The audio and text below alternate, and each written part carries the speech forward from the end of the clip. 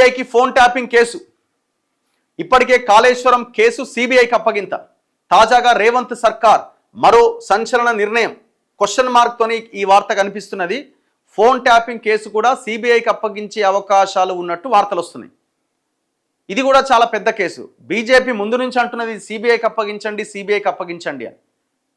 Medigadda case సిబిఐకి అప్పగించేసారు, వీళ్ళు చేతులు దులుపుకున్నారు.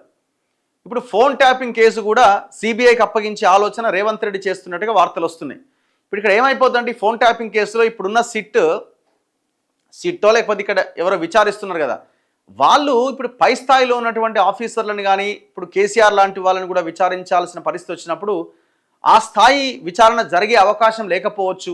సిబిఐ అయితేనే కరెక్టు. ఎందుకంటే ఇది మొత్తం ట్యాపింగ్కి సంబంధించిన ఈ టెలిఫోన్ చట్టాలు ఏవైతే ఉన్నాయో కేంద్ర ప్రభుత్వ పరిధిలోకి వచ్చే చట్టాలే ఉన్నాయి ఇందులో, ఆ పరిధిలోకే వస్తాయి. సో కాబట్టి ఇది సిబిఐతోనే సాధ్యమైద్ది అన్న ఒక చర్చని చాలామంది లేవనెత్తుతున్నారు.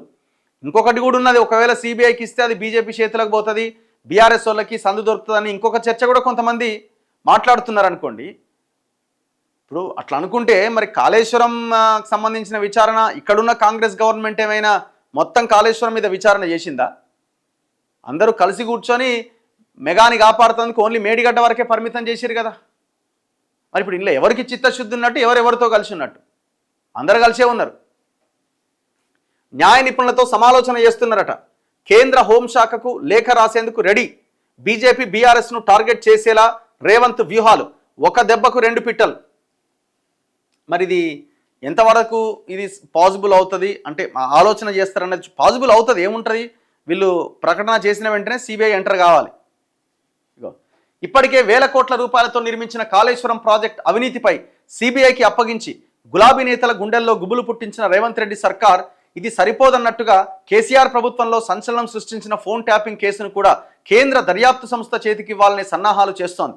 సిబిఐ విచారణ పేరుతో బీజేపీ బీఆర్ఎస్ను టార్గెట్ చేసేలా రేవంత్ రెడ్డి ప్రణాళిక రూపొందిస్తున్నట్టుగా తెలుస్తున్నది. అందులో భాగంగా ఈ కేసులను సిబిఐకి అప్పగించి ఆ రెండు పార్టీలను ఇబ్బంది పెట్టేలా వ్యూహ రచన చేస్తున్నారని సమాచారం. రేవంత్ రెడ్డి ప్రభుత్వం కొలువుదీరిన వెంటనే గత ప్రభుత్వ హయాంలో ఫోన్ ట్యాపింగ్ జరిగినట్టుగా గుర్తించింది. ఈ వ్యవహారంపై ప్రభుత్వం ఒక ప్రత్యేక దర్యాప్తు బృందాన్ని ఏర్పాటు చేసింది, సిట్. ఈ సిట్ దర్యాప్తులో కొన్ని కీలక నిజాలు బయటపడ్డాయి. పలువురు పోలీసు ఉన్నతాధికారులు ఈ వ్యవహారంలో అరెస్ట్ అయ్యారు. ఆ అధికారులే గత ప్రభుత్వ పెద్దల ఆదేశాల మేరకు కీలక నేతల ఫోన్లు ట్యాప్ చేశారని విచారణలో తేలింది. అయితే ఈ కేసులో ప్రధాన నిందితుడిగా ఉన్న మాజీ ఐపీఎస్ అధికారి ప్రభాకర్ రావు మాత్రం విచారణకు సహకరించట్లేదని, ఎవరు ట్యాపింగ్ చేయమన్నారో ఆ పేర్లు బయట పెట్టట్లేదని తెలుస్తోంది.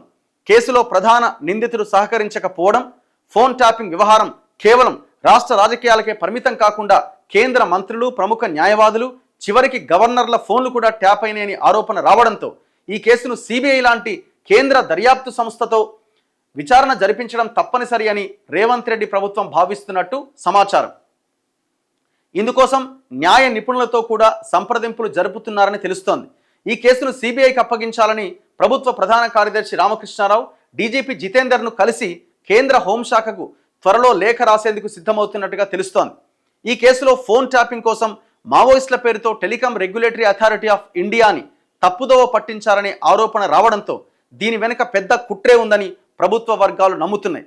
గత బీఆర్ఎస్ ప్రభుత్వ హయాంలో నిర్మించిన కాళేశ్వరం ప్రాజెక్టులో వేల కోట్ల రూపాయల అవినీతి జరిగిందని ఆరోపణలు వచ్చినాయి.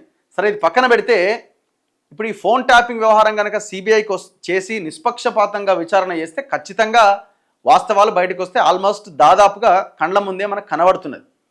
గవర్నర్లు, న్యాయవాదులు కాదు, జడ్జిల ఫోన్ కూడా ట్యాప్ చేసిరు. ఎవరిని వదిలిపెట్టిరు?